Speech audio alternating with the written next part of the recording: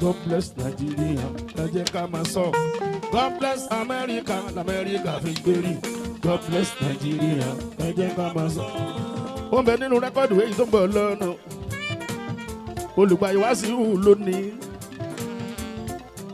Ọkọ̀ Yétúndé ọ̀gá wa. Ọ̀gá ti ń wò pé àbí bọ̀bọ̀ yìí fẹ́ gbé rẹ́kọ̀dù fẹ́ lómi. Máa bàjẹ́ àbá gé létí. Ọ̀gá má wọrí, má ṣe mí fún yín nẹ́síà.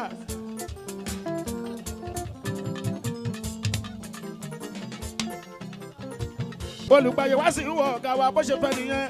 Bá ṣe gbọ́dọ̀ ṣe nìyẹn.